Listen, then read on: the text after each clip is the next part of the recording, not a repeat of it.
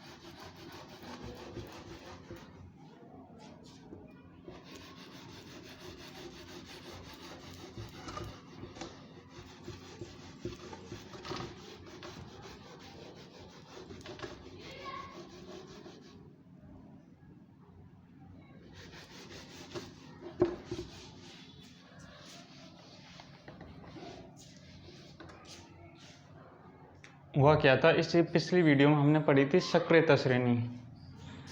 उसमें हमने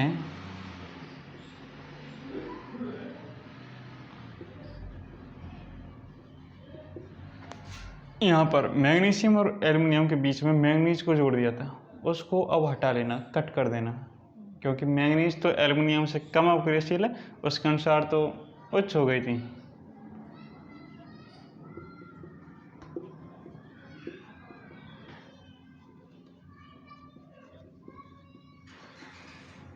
ये हमारी सक्रियता श्रेणी थी। नीचे की तरफ जाएंगे तो धातुओं की क्रियाशीलता में बहुत ज़्यादा कमी आ जाएगी। ऊपर जाएंगे तो बहुत ज़्यादा सक्रिय धातु मिलेंगे, यानी अपक्रियाशीलता में वृद्धि होगी। बीच वाली ये मध्यम हो जाएंगी। इनको हम प्राप्त करेंगे इनके खनिजों से जिसमें ये पाई जाती हैं। इससे आगे इसी को पढ़ेंगे तो उसमें जो ये टॉप की धातुएं हैं इनका निष्कर्षण, क्योंकि सक्रिय धातु हैं, इनका निष्कर्षण अलग तरह से करेंगे। ये बीच वाली जो धातुएं हैं इस हाइड्रोजन को हटा के कॉपर ले लेंगे,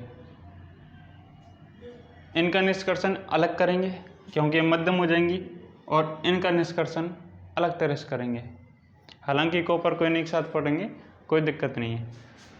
तो उच्च, मध्यम और निम्न अपक्रियाशीलता के आधार पर अलग अलग धातुओं को अलग अलग तरह से निष्कर्षित करेंगे। ये अलग तरह से पाई जाएंगी प्रकृति में, ये अलग तरह से और ये अलग तरह से। तो इनको अगर इसी वीडियो में बताया जाए तो ये वीडियो लगभग 2 घंटे का हो जाएगा, इसीलिए इनको हम पढ़ेंगे इसे नेक्स्ट वीडियो में। इनके प्राप्त करने के पूरे प्रक्रम हैं, 2 प्रक्रम या अपक्रियाएँ जानेंगे, भर्जन और निस्तापन, जो कि परीक्षा की दृष्टि से काफ़ी इम्पोर्टेंट हैं। हमेशा लगभग हर एक साल के बाद पूछी जाती हैं।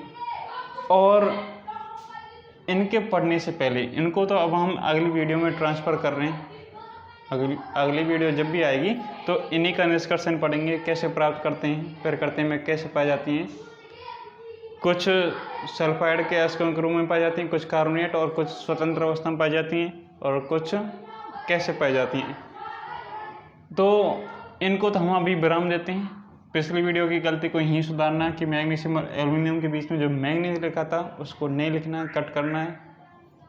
अगर नहीं देखी है तो उसको भी देखें पहले तो वीडियो को। अब हम जानते हैं इस वीडियो में इससे आगे की बात, जिसके साथ इस चैप्टर का ख़त्म होता है, लेकिन हमारे लिए सेकंड है, लास्ट सेकंड। लास्ट में पढ़ेंगे हम संक्षारण से सुरक्षा। पहले पार्ट में जान चुके हैं संक्षारण क्या होता है। कोई भी धातु है, ये जब नमी, आर्द्रता, वायु, जल इनके संपर्क में आता है तो इस पर एक अलग रंग की परत चढ़ जाती है। इसे धातु का संक्षारित होना कहेंगे और ये प्रक्रम कहलाएगा संक्षारण। इसको हम फर्स्ट चैप्टर में अच्छे से जान चुके हैं। इसके उदाहरण भी जाने थे कि जो हमारी चांदी है, सिल्वर, ये सिल्वर सल्फाइड बना करके बनाएगी काले रंग की एक परत, सिल्वर का संक्षारण। ऐसे ही लोहे पर जंग लगना भी हमने जाना था, और कॉपर इसका हरा होना या संक्षारित होना भी जाना था। फर्स्ट चैप्टर की लास्ट वीडियो है शायद, या लास्ट सेकंड होगी, उसको देखें अच्छे से। उसमें ये अच्छे से एक्सप्लेन की गई है कौन, संक्षारण विधि। इसको आप ध्यान रखेंगे। संक्षारण क्या होता है, इसके उदाहरण, पूरी बात लिखिए, वहाँ से आप दोबारा लिख सकते हैं। इसके एग्जाम्पल भी जाने थे।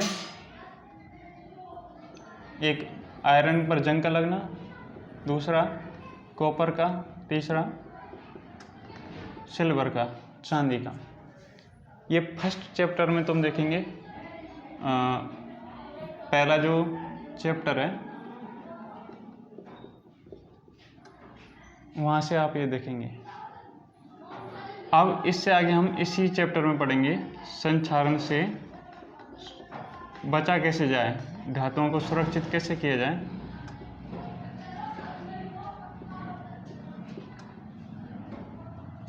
पहले तो मैं तुम्हें देखता हूँ।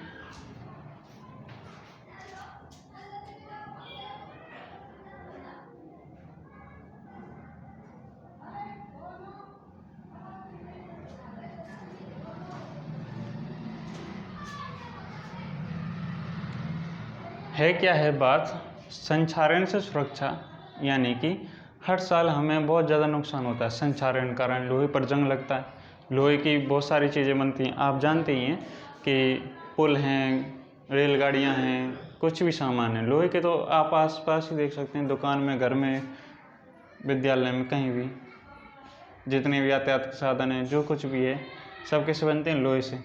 तो हर साल लोहे को बदलना पड़ता है, क्योंकि उसमें जंग लग जाता है, वो ख़राब हो जाता है, तो बहुत ज़्यादा नुकसान होता है, क्षति होती है, व्यय होता है। तो उसको कैसे कम किया जा सकता है कि संक्षारित होने से बचा जाए और नुकसान से भी बचा जाए। तो संक्षारण से सुरक्षा कैसे की जा सकती है, यानी लोहे को जंग लगने से कैसे बचाया जा सकता है। इसके कुछ तरीके हैं कि हम तेल लगा कर उसको बचा सकते हैं, या फिर पेंट करके उसके ऊपर क्या कर सकते हैं, पेंट, या फिर हम ग्रीस लगाकर उसको बचा सकते हैं, या फिर हम उसके ऊपर जिंक की परत चढ़ा दें, जिसको कहेंगे यशद लेपन। यशद लेपित करके या यशद लेपन द्वारा, या फिर क्रोमियम का लेप कर दें,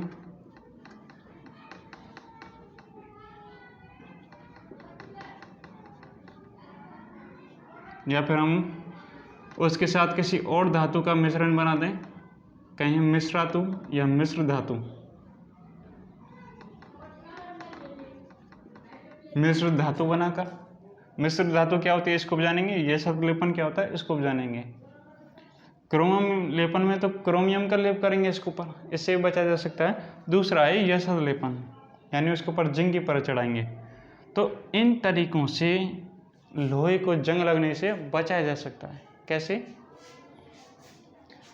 हमारा जो लोहा है उसके ऊपर तेल लगा सकते हैं, विधि कारगर नहीं हो तो पेंट कर सकते हैं, यह भी नहीं हो तो ग्रीस लगा सकते हैं, या फिर जिंक की परत चढ़ा सकते हैं, या क्रोमियम की, या फिर मिश्र धातु बनाकर, यानी कोई अन्य धातु लेंगे और लोहे के साथ उसका एक मिश्रण बनाएंगे, उसको कहेंगे मिश्र धातु। तो मिश्र धातु क्या होता है इसको भी देखेंगे। तो ये तो है संक्षारण से बचाव के तरीके, सुरक्षा के लिए। आपके लिए एक बात बता दें कि आपकी बुक में दिया भी गया है स्पेशल, आपको वो पूछा भी जा सकता है। लोह स्तंभ ये दिल्ली में कब बनाया गया था? कौन सी ईसा पूर्व है? लगभग इसको 1500 साल हो गए, 1500-1600 साल हो गए इसको। 8वीं सदी या फिर और कोई सी सदी जो भी है उसको आप देख लेना एक बार, कौन सी सदी तब बनाया गया था, कितने साल हो गए, अब तक उस पर जंग नहीं लगी है। वैज्ञानिक भी उसका परीक्षण करते हैं कि इस पर आज तक जंग नहीं लगी, जबकि यहाँ तो साल भर में वस्तुएं खराब हो रही हैं लोहे की। हालांकि इसका अभी तक मेन कारण पता नहीं है। तो वहाँ मेन चीज़ है मिश्र धातु का, क्योंकि उस लोहे में कुछ ऐसा मिला गया कि वो अब तक सुरक्षित है, जिससे उसमें जंग नहीं लगे। तब के जो रसायनविद हैं उनको ये जानकारी रही होगी जब वो बना था। तो मिश्र धातु क्या होती है इसको जाने देखिए। मिश्र धातु, इसको मिश्रातु भी कहते हैं।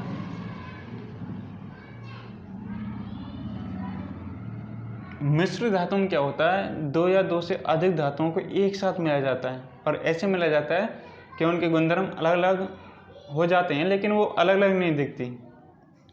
जैसे कि आपने देखा है ना, शिकंजी बनाते हैं नींबू की, उसमें नींबू डाला, चीनी भी डाली, नमक भी डाल सकते हैं आप, बर्फ़ भी डाल सकते हैं, सब कुछ घुल जाता है, रहता है एक ही विलयन है। वो है समांगी मिश्रण, जिसमें पूरी तरह से घुल जाए, मिल जाए।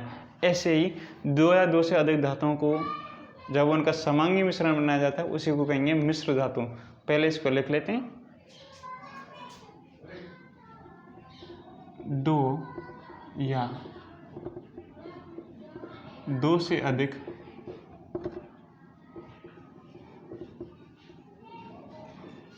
धातुओं का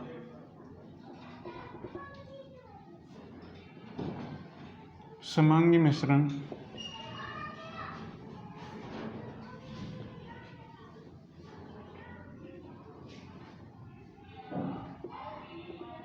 मिश्रातु या मिश्र धातु कहलाता है।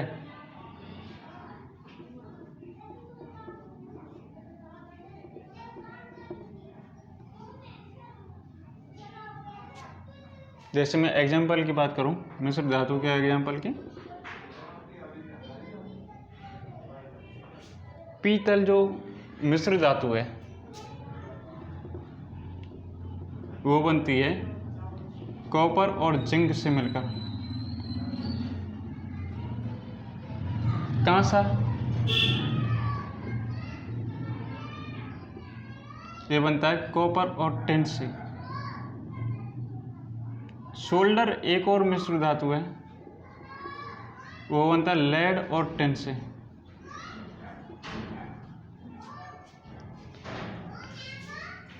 स्टेनलेस इस्पात आपने नाम सुना होगा,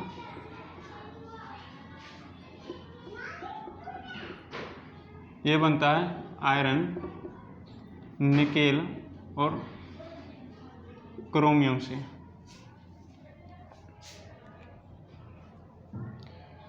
ये क्या है,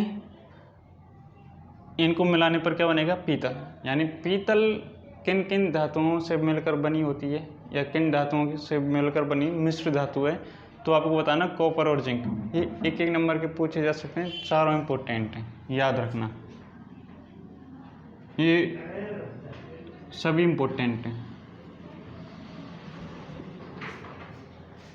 पीतल, कांसा, सोल्डर ये पूछ जा सकते हैं किन किन धातुओं का मिश्रण है या किससे बनी है। ये क्या होते हैं, जैसे ही स्टेनलेस इस्पात बनाया, इसमें क्या मिले, निकेल और क्रोमियम, तो ये कठोर हो गया लोहा। ये जो शुद्ध अवस्था में लोहा होता है नरम होता है, ये खींच सकता है, खींचा जा सकता है। तो इसको कठोर बनाने के लिए ये धातु में बनाई और इस पर जंग भी नहीं लगेगा। जो स्टेनलेस इस्पात है इस पर जंग नहीं लगेगा। सोल्डर ये भी कठोर हो जाएगा। इसका उपयोग करते हैं वेल्डिंग में। कहाँ करते हैं, वेल्डिंग में। कांसा और पीतल इनको भी याद रखना है। एक बात नोट में लिख लेंगे कि पारा जो है मरकरी और इसके साथ किसी और धातु का मिश्रण बनाया जाए यानी मिश्र धातु बनाया जाए उसको कहेंगे अमलगम। पारा या मरकरी का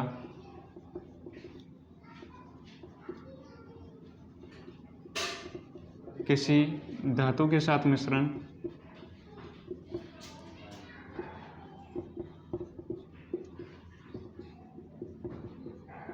अमलगम कहलाता है।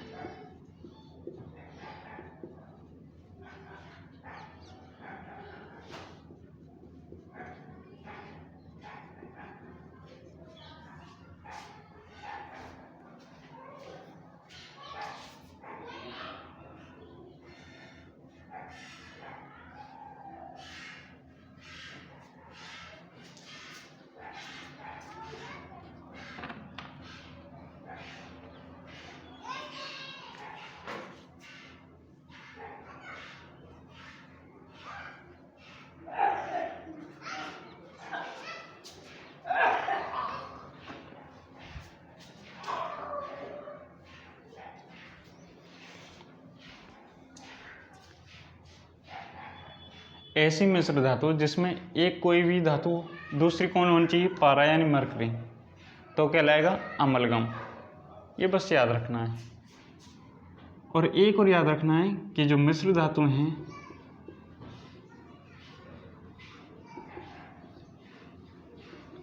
इनका गलनांक एवं क्वथनांक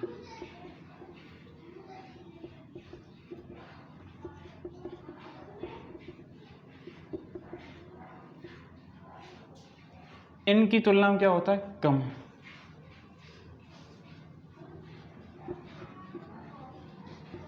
जैसे मिश्र धातु बनेगी उसका गलनांक और क्वथनांक कम होते हैं या कम हो जाते हैं, इसको भी याद रखना। इसलिए इनके अलग अलग तरह से प्रयोग किए जाते हैं, इनके गुणधर्म बदल जाते हैं। जो लोहा है उस शुद्ध अवस्था में क्या होता है, बिल्कुल नरम, इसलिए इसमें क्या मिला जाता है, या तो कार्बन या क्रोमियम या कुछ और। इसलिए इसमें क्या मिलाते हैं, कार्बन, वो भी बहुत ज़्यादा कम मात्रा में। इसको याद रखें, लगभग 0.0%। इससे क्या होगा, ये लोहा कठोर हो जाएगा। एक बात और ध्यान रखें, जो सोना है ये शुद्ध अवस्था में बहुत नरम होता है। शुद्ध अवस्था में जो सोना होता है उसको कहते हैं 24 यानी 24 कैरेट सोना या गोल्ड। इससे आभूषण नहीं बनाए जा सकते, इसलिए इसमें कुछ ना कुछ तो मिलाना पड़ेगा, कोई दूसरी धातु तो मिलानी पड़ेगी। इसके लिए दूसरी धातु को मिलाने के दो तरीके हैं।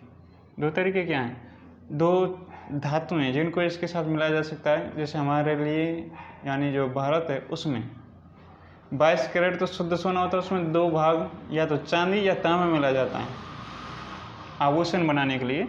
तो सोना शुद्ध अवस्था में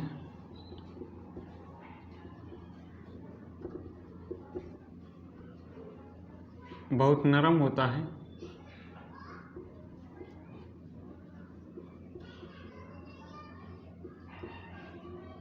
इससे आभूषण नहीं बनाए जा सकते।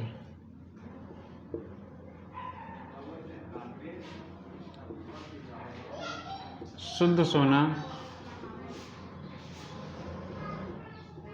24 कैरेट का होता है, 24 कैरेट का। इसलिए भारत में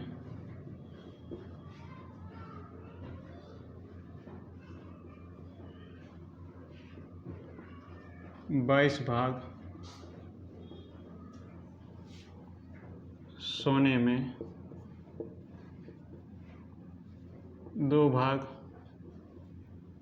चांदी या तांबा मिलाए जाते हैं, जिससे क्या बन सके, आभूषण। इसको याद रखना है। ऐसे ही लोहा है, ये भी शुद्ध अवस्था में नरम होता है, इसको खींचा जा सकता है, इसलिए इसको कठोर बनाने के लिए कार्बन मिलाएंगे बहुत कम मात्रा में। तो ये सोना लिख लिया। अब तो खैर क्या है, पहले मैं इसको ही देखता हूँ।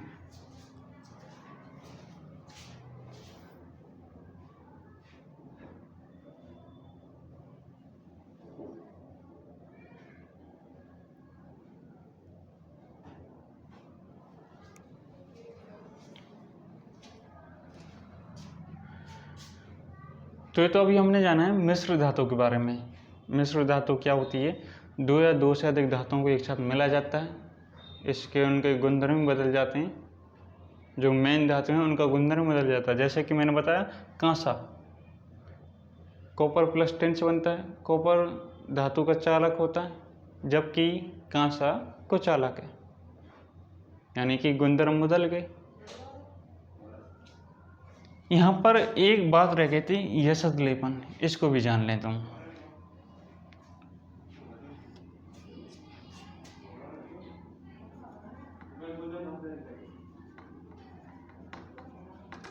यशस्लेपन,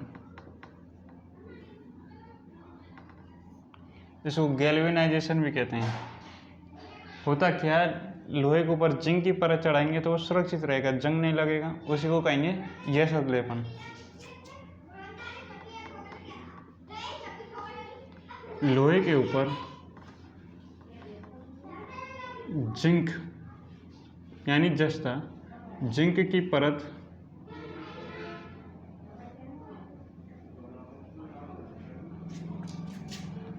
चढ़ाने की प्रक्रिया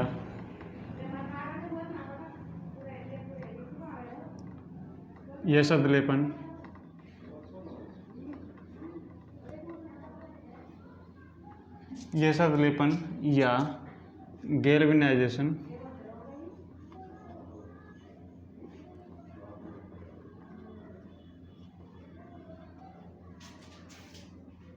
कहते हैं या कहा जाता है। बस इसका इतना ही है कि लोहे के ऊपर जिंक की परत चढ़ाने की क्रिया को क्या कहते हैं? गैल्वेनाइजेशन, यानी कि यशस्लेपन। और इसमें क्या है? कुछ भी नहीं है। ये जो तरीके बताए मैंने कि संक्षारण से लोहे को या किसी धातु को कैसे बचाया जा सकता है, उस पर तेल लगा करके, पेंट करके, ग्रीस लगाकर, या यशस्लेपन द्वारा, क्रोमियम लेपन द्वारा, या मिश्र धातु बनाकर। मिश्र धातु क्या होती है ये जाना हमने। और लोहे स्तंभ वाले को भी याद रखना है, एक पॉइंट है लोहे स्तंभ, दिल्ली का लोहे स्तंभ, उस पॉइंट को भी याद रखना। उस पर आज तक जंग नहीं लगा है,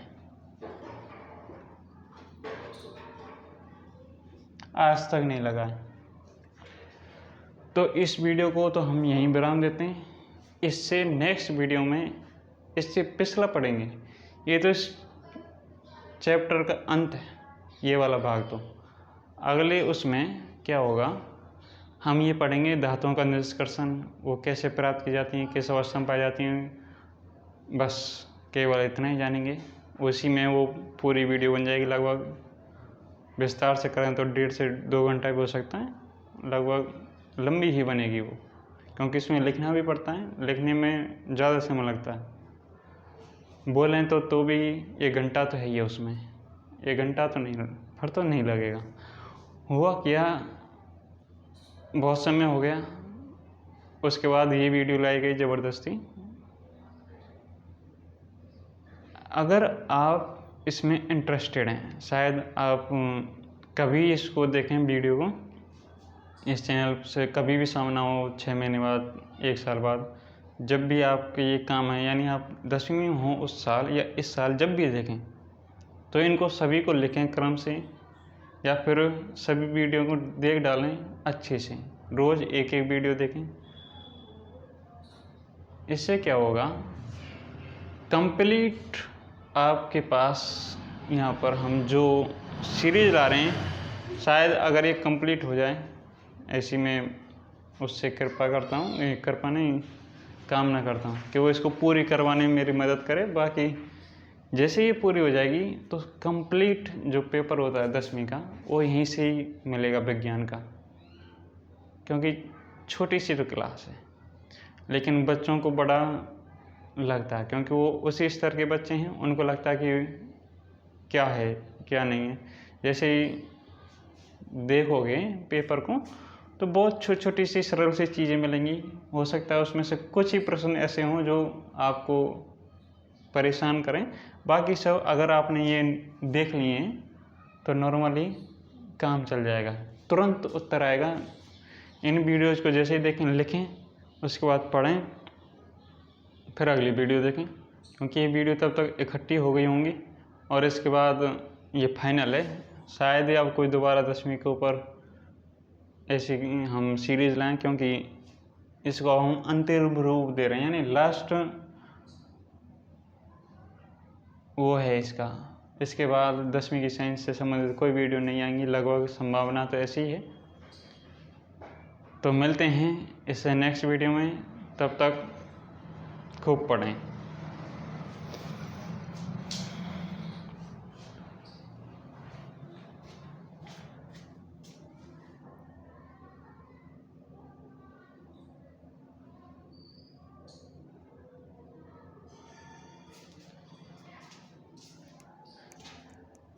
एक बात और भूल गया, इस चैनल को अपने दोस्तों के साथ ज़रूर शेयर करें, जिसको ज़रूरत हो। जो आपके छोटे बच्चे हैं, यानी कि नमी वाले जो बच्चे हैं, उनको पहले ज़रूर बताएं, क्योंकि वो इनको 1 साल पहले लिख कर रख लेंगे तो बहुत फ़ायदा होगा। 2 साल में तो 100 नंबर क्या 200 नंबर आ जाएं। तो अपनी क्लास के बच्चों को और अपने से छोटे भाई बहनों को या दोस्तों को बताएं, जिनके ये काम आ सकती हैं, जो 9वीं या 10वीं में हों। और चैनल आप किसी को बता सकते हैं जिसको पढ़ाई में इंटरेस्टेड है, जो भी रुचि लेते हैं, और बाकी ठीक है।